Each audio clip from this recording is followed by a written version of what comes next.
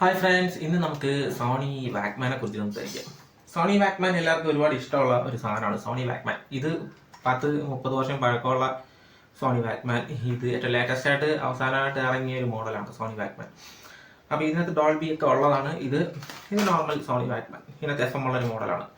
അപ്പോൾ ഈ Sony Walkman എന്ന് വെച്ച് കഴിഞ്ഞാൽ ഇറങ്ങിയ സമയത്ത് ഭയങ്കരമായിട്ട് ഫേമസ് ആയിട്ടുള്ളതും ആൾക്കാർ വാങ്ങാൻ കുതിച്ച ഒരു സാധനമാണ് ഈ സോണി വാക്മാൻ. കാര്യം മ്യൂസിക് ഉള്ള ഒരു കാര്യം കൊണ്ട് തന്നെയാണ്. അപ്പോൾ ഈ സോണി വാക്മാൻ്റെ ഏറ്റവും വലിയ പ്രത്യേകത എന്ന് വെച്ച് കഴിഞ്ഞാൽ സ്റ്റീരിയോ മ്യൂസിക് കേൾക്കാൻ പറ്റും, കോമ്പാക്ട് കാസറ്റ് ഇട്ട് വർക്ക് ചെയ്യിപ്പിക്കാൻ പറ്റും. ഇതൊക്കെയാണ്. ഇതിനെക്കുറിച്ച് ഞാൻ ഫുള്ളായിട്ട് നിങ്ങളെ പറഞ്ഞുതരാം. അപ്പോൾ ഒക്കെ വീഡിയോ അവസാനം വരെ കാണുക. ഈ വാക്മാൻ പോലുള്ള അല്ലെങ്കിൽ കൊണ്ട് നടക്കാൻ പറ്റുന്ന മ്യൂസിക് പ്ലെയറിനെ കുറിച്ച് കുറേ ആൾക്കാർ ചിന്തിച്ചിട്ടുണ്ടായിരുന്നു.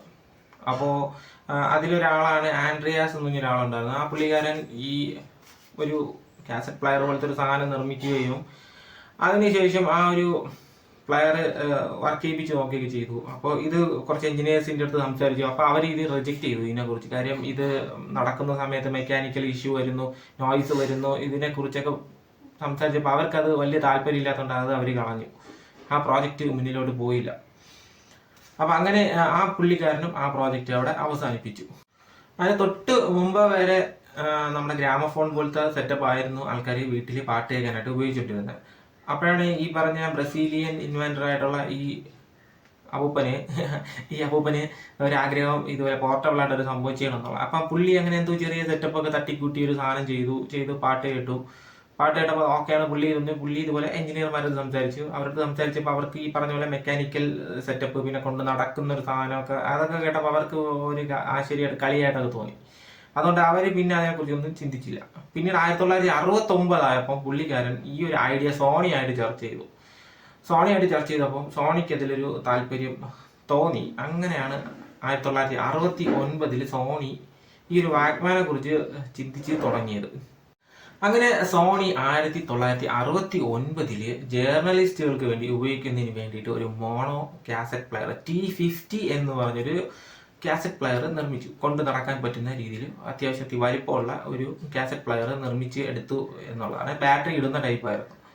അങ്ങനെയാണ് ആദ്യമായിട്ട് T50 എന്ന മോഡലിൽ വാക്മാൻ എന്ന പേരിലല്ല ഒരു പോർട്ടബിൾ കാസറ്റ് പ്ലെയർ എന്ന് പറഞ്ഞ ഒരു പേരിൽ ഒരു സാധനം അവർ നിർമ്മിക്കുകയായിരുന്നു.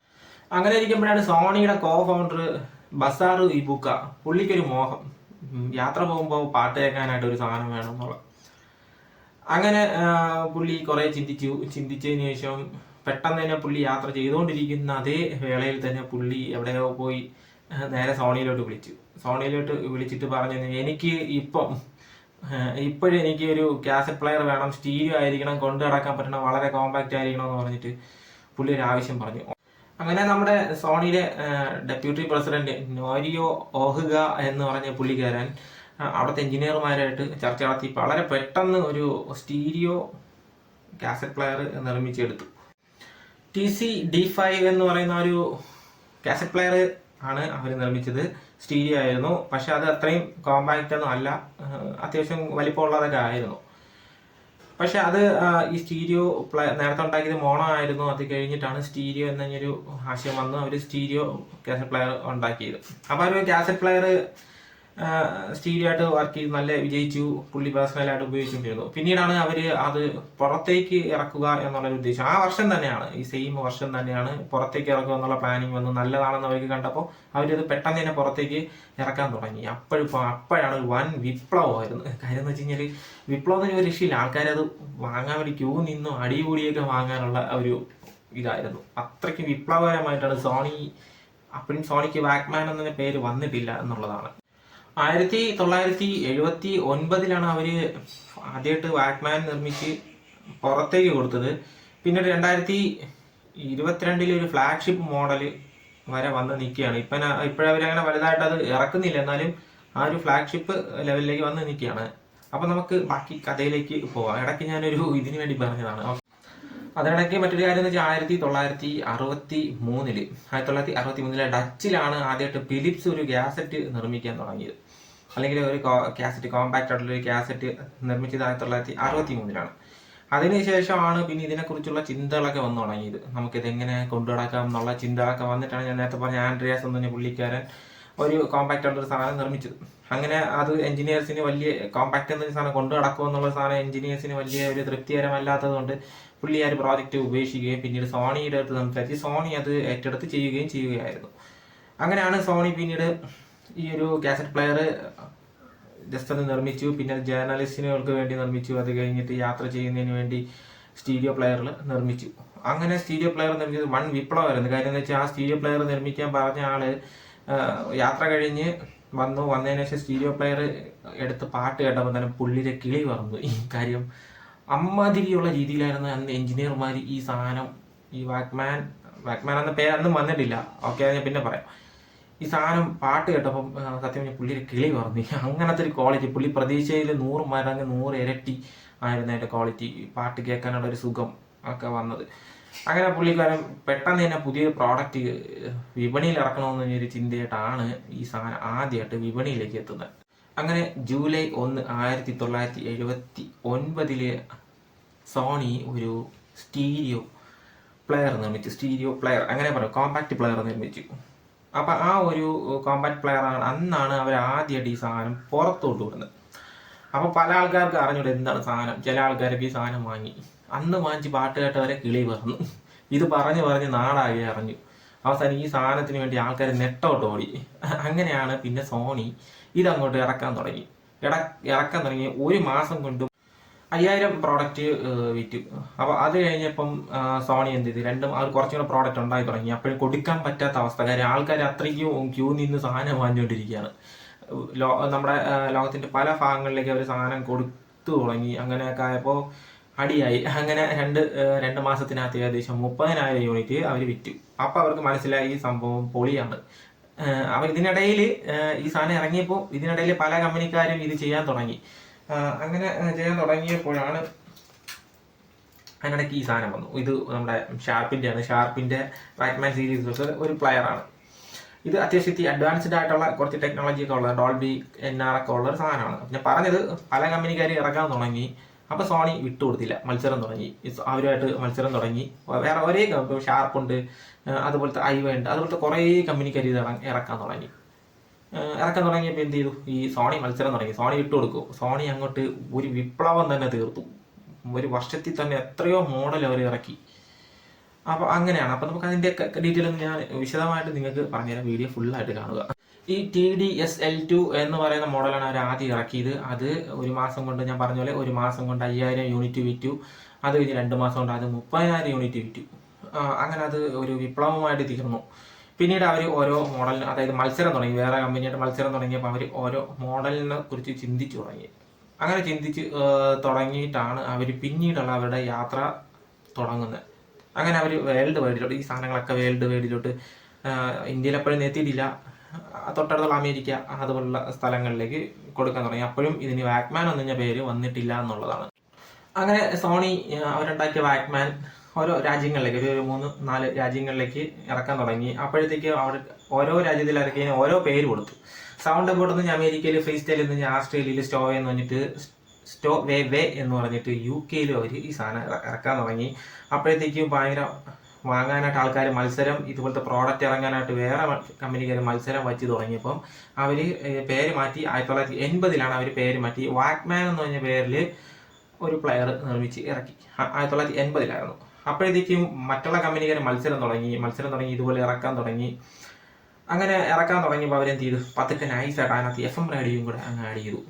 FM റേഡിയോയും കൂടെ അങ്ങ് കോമ്പാക്റ്റ് ആയിട്ട് അങ്ങ് ആഡ് ചെയ്തപ്പോൾ അത് SRF50 എന്ന് പറഞ്ഞ മോഡൽ, SRF50 FM എന്ന് പറഞ്ഞൊരു മോഡലിൽ അവർ ആ ഒരു സോണിയുടെ വാക്മാൻ ഇറക്കി.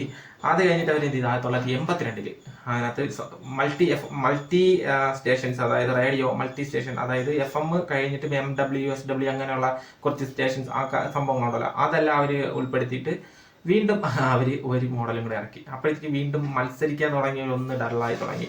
അപ്പോൾ വീണ്ടും അവർ കൂടെ മത്സരിച്ച് വന്ന ടീമുകൾ, വേറെ കമ്പനികൾ, അവരും പതുക്കെ FM കയറി തുടങ്ങി. അപ്പോൾ സോണി വിടില്ല. ഫസ്റ്റ് മോഡൽ ഡോൾബി കൊണ്ടുവന്നു. Dolby reduction, NR noise reduction ഒക്കെ ഉള്ള മോഡൽ കൊണ്ടുവന്നു. അത് 1983 രണ്ടിൽ തന്നെ ആയിരുന്നു അത് കൊണ്ടുവന്നു. കാര്യം വേറൊരു മത്സരം തുടങ്ങി അവർക്ക് പിടിച്ചിരിക്കുന്നതിന് വേണ്ടിയിട്ടാണ് അവർ 1982 അതേ വർഷം തന്നെ അവർ ഡോൾബി ആണ് അത് കൊണ്ടുവന്നു. അപ്പോഴത്തേക്ക് വീണ്ടും അവിടെ മത്സരം തുടങ്ങിയപ്പോൾ അവർ കോമ്പാക്ട് സൈസിലായിട്ടൊരു വാക്മാൻ കുറച്ചും കൂടെ കോമ്പാക്ട് ബാഗിനകത്ത് വെച്ചുകൊണ്ട് പോകാനായിട്ട് ഉള്ള ഇപ്പോൾ പെണ്ണുങ്ങൾക്കും കൊച്ചു പിള്ളേർക്കൊക്കെ ഉപയോഗിക്കുന്ന രീതിയിൽ അവർ കുറച്ചും കൂടെ കോമ്പാക്റ്റ് ആയിട്ടൊരു സാധനം ചെയ്തു. അത് 1983 MW20 എന്ന് പറഞ്ഞിട്ടൊരു മോഡലായിരുന്നു. അപ്പം സോണി അവരുടെ ഈ വാക്മാൻ യാത്ര ഇങ്ങനെ തുടങ്ങിക്കൊണ്ടേയിരുന്നു. ആ സമയത്തുള്ള രസം എന്ന് വെച്ച് കഴിഞ്ഞാൽ ഈ വാക്മാനെ പോലെ തന്നെ വേറെ കമ്പനിക്കാർ പ്ലെയറുകൾ ഇറക്കി തുടങ്ങി. അപ്പം അതിനും ആൾക്കാർ വാക്മാൻ എന്നൊരു പേരിട്ടു. ഒരിക്കലും അതുപോലെ ആപ്പിൾ ഡൈപോഡ് ആപ്പിൾ ഇറക്കി. പക്ഷേ അതിന്റെ പുറകെ വേറെ കമ്പനിക്കാർ ഇറക്കിയപ്പോഴും അതിന് സോണിയുടെ വാക്മാനെ വരെ ആൾക്കാർ ഐപോഡ് എന്ന് പറഞ്ഞ് നടന്നൊരു കാലം ഉണ്ടായിരുന്നു. പക്ഷെ ഒരു കാരണവശാലും ഐപോഡിന്റെ കൂടെ ഐപോഡ് ഇവിടെ ഉണ്ടായിരുന്നു, വെളിയിലാണ്. അപ്പം ഐപോഡിന്റെ കൂടെ ഐപോഡിന് പോലും വാക്മാൻ്റെ കൂടെ മത്സരിച്ചിരിക്കാൻ പറ്റിയിട്ടില്ല. കാര്യം അത്രയും യൂണിറ്റ് ആണ് അവർ വാക്മാൻ ഉണ്ടാക്കി ഇറങ്ങി. അങ്ങനെ തമ്മിൽ മത്സരങ്ങളൊക്കെ നടന്നുകൊണ്ടിരിക്കുന്നപ്പോൾ 1984 ഓട്ടോ റിവേഴ്സ് ആയിട്ട് കോമ്പാക്റ്റ് ആയിട്ടുള്ള ഒരു സാധനം അവർ വീണ്ടും പുറത്തിറക്കി. അതായത് ഓട്ടോ റിവേഴ്സ്. നേരത്തെ ഓട്ടോ റിവേഴ്സ് ഇല്ലായിരുന്നു. പിന്നീട് ഓട്ടോ റിവേഴ്സ് വന്നപ്പോൾ ആ ഒരു ടെക്നോളജി കൊണ്ടുവന്നു. അത് വന്നപ്പം കുറച്ചും കൂടെ ആൾക്കാർ വീണ്ടും സാധനം വാങ്ങാൻ തുടങ്ങി. അങ്ങനെ സാധനം വാങ്ങി 1985 അവർ ഗംസ്റ്റിക്ക് അതായത് ബാറ്ററി ബാക്ക് സൈഡിൽ വെച്ചിട്ട് ഗംസ്റ്റിക്ക് എന്ന് പറഞ്ഞൊരു രീതിയിലുള്ള ഒരു ഇൻബിൽറ്റ് ആയിട്ട് ബാറ്ററി വരുന്ന റീചാർജ് ടൈപ്പ് സാധനം കൊണ്ടിറക്കി. വീണ്ടും മത്സരം തുടർന്നുകൊണ്ടിരുന്നു. അങ്ങനെ 1986 ഇവർ റിമോട്ട് കൺട്രോൾ ഉള്ള സാധനം ഇറക്കി. നമുക്ക് റിമോട്ട് വെച്ച് കൺട്രോൾ ചെയ്യാവുന്ന ഒരു സാധനം ഇറക്കി. അത് കഴിഞ്ഞിട്ട് അതേ വർഷം അവർ എന്ത് ചെയ്തു, 1986 അവരെന്ത് ചെയ്തു, സോളാർ പാനൽ വെച്ച് ചാർജ് ചെയ്യുന്ന അല്ലെങ്കിൽ സോളാർ പാനലിൽ വെച്ചിട്ട് നമുക്ക് വർക്ക് ചെയ്യിപ്പിക്കാവുന്ന രീതിയിലുള്ള ഒരു വാക്മാൻ ഇറക്കി. അത് ഈ 1986 അതിന്റെ മോഡൽ WMF 107 എന്നാണ്.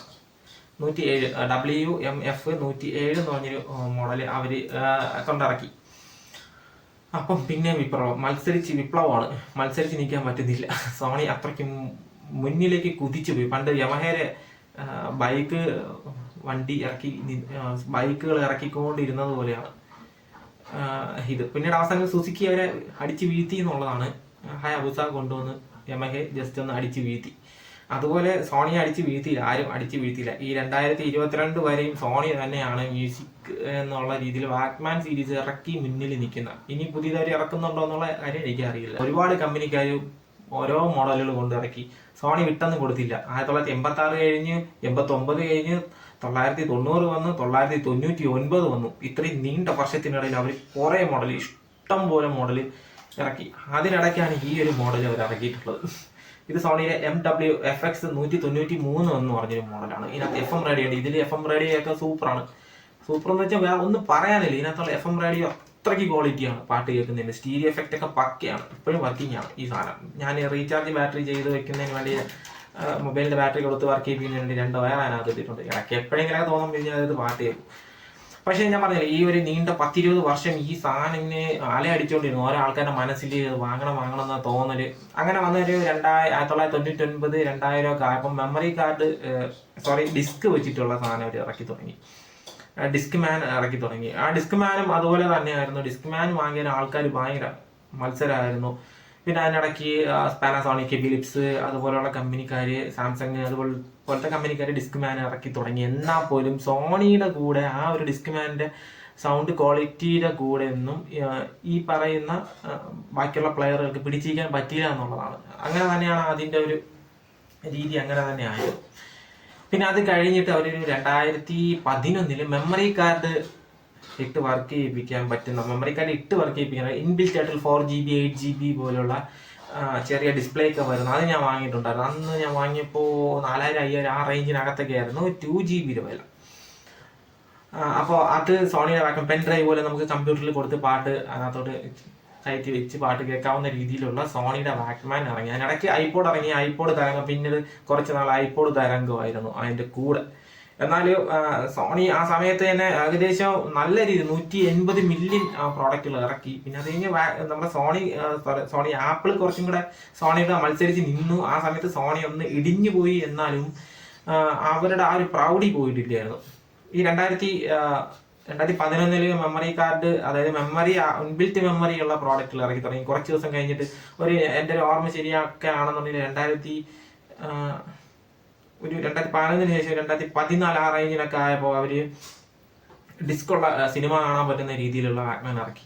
അത് കഴിഞ്ഞപ്പോൾ ഏറ്റവും ലേറ്റസ്റ്റ് 2022 ഫ്ലാഗ്ഷിപ്പ് മോഡലിലുള്ള ഫുള്ള് ടച്ച് വേർഷനിലുള്ള ഡോൾബി ഒക്കെ നല്ല അടിപൊളിയായിട്ട് സപ്പോർട്ട് ചെയ്യുന്ന നല്ല മ്യൂസിക്, അങ്ങ് ഒരു പ്രത്യേക രീതിയാണ് അത്. ആ മ്യൂസിക് അതിൽ പാട്ട് കേൾക്കുന്നത്. ഞാൻ വിലയുണ്ട് 70,000 69,000 രൂപ എന്താണ് അതിൻ്റെ വില വരുന്നത്. അത്രയ്ക്കും നല്ല ക്വാളിറ്റി ഉള്ള പ്രോഡക്റ്റ് അവർ ഇറക്കിയിട്ടുണ്ടായിരുന്നു. അപ്പോഴേ അങ്ങനെ സോണിയുടെ കാര്യങ്ങൾ ഇത്രയും തന്നെയാണ്. ഏകദേശം ഞാൻ പറഞ്ഞു ഒപ്പിച്ചു എന്ന് വിചാരിക്കുന്നു. ഓക്കെ ഗൈസ്, അപ്പൊ സോണിയുടെ രണ്ട് മൂന്നെണ്ണം എൻ്റെ ഉണ്ടായിരുന്നു. ഒന്ന് കാണാനില്ല, ആരോ ആ വീട്ടിൽ ഒന്ന് പഠിച്ചുകൊണ്ട് പിന്നെ ഞാൻ അന്വേഷിക്കാനൊന്നും പോയില്ല. അപ്പൊ ഇതും രണ്ട് നല്ല രസമുള്ളതാണ്. അതിനിടയ്ക്ക് എനിക്ക് ഇറങ്ങിയൊരു വേറൊരു മോഡൽ ഷാർപ്പിന്റെ ഒരു സാധനമാണ്. ഇത് സൂപ്പറാണ്, നല്ല രസമാണ്. കുറച്ച് കാലപ്പഴക്കം കൊണ്ട് ഇതൊരു പ്രശ്നം പറ്റി എന്നുള്ളതല്ലാതെ വേറെ പ്രശ്നങ്ങളൊന്നുമില്ല. ഇതിപ്പോഴും വർക്കിംഗ് ആണ്. പക്ഷെ ഇതിനകത്ത് FM അങ്ങനത്തെ ഒരു സംഭവങ്ങളില്ല. ഗ്യാസ് ഇട്ടിട്ട് പാട്ട് കേൾക്കാം. ഡോൾബി ഉണ്ടെന്നുണ്ടെങ്കിൽ അത് നമുക്ക് ഡോൾബി വഴി നമുക്ക് കിട്ടുമെന്നുള്ളതാണ്. ഡോൾബി ആ ഒരു സൗണ്ട് എഫക്റ്റ് ഒക്കെ നമുക്ക് ഇതിനകത്ത് കിട്ടുമെന്ന് മാത്രമാണ്. പക്ഷെ കുറച്ചുകൂടെ കോമ്പാക്ട്, നല്ല രസമാണ്. ഇത് ഒതുങ്ങിയൊരു രീതിയിലുള്ളൊരു സാധനം, അത്യാവശ്യം നല്ല വിലയുള്ളൊരു സാധനമാണിത്. ഇതുപോലെ ഇതും നല്ലത്. എനിക്ക് എൻ്റെ അച്ഛൻ അന്ന് പറഞ്ഞത് 14,000 രൂപ എന്തോ വില ഉണ്ട് ഈ സാധനത്തിന്. ഇതിനകത്ത് 2 സ്റ്റീരിയോ ഇതുണ്ട്, സ്പീക്കേഴ്സ് ഉണ്ട്. അത് കഴിഞ്ഞ് ഒരു മോണോ മൈക്കുണ്ട്. അതല്ലാതെ തന്നെ നമുക്ക് ജേർണലിസ്റ്റിന് വേണ്ടി സ്പെഷ്യലായിട്ട് ഇറങ്ങിയ സാധനമാണ്. ഇതിനകത്ത് സ്റ്റീരിയോ മൈക്ക് കൊടുത്ത് നമുക്ക് റെക്കോർഡിങ് ചെയ്യാമെന്നുള്ള രീതിയിലുള്ളൊരു പ്രോഡക്റ്റാണ് ഈ ഒരു പ്രോഡക്റ്റ്. സോണിയുടെ വാക്മാൻ ചെറിയ ഡിസ്പ്ലേ ഉണ്ട്. FM ഓട്ടോ ട്യൂണിംഗ് ആണ്, നല്ല രസമാണ് ഇതിൽ FM കേൾക്കാൻ. പക്ഷെ എനിക്ക് സത്യം ഇതിൽ FM കേൾക്കുന്നതിനെക്കാട്ടി സുഖം തോന്നിയിട്ടുള്ളത് ഇതിനകത്താണ്. ഇതിൽ കേൾക്കാനായിട്ട് ഒരു പ്രത്യേക സുഖമാണ്. അപ്പോൾ ഓക്കെ, ഇന്നത്തെ വീഡിയോ അവസാനിക്കുന്നു. ഇഷ്ടപ്പെട്ടെങ്കിൽ ഇപ്പം തന്നെ ഫോളോ ചെയ്ത് സഹായിക്കുക.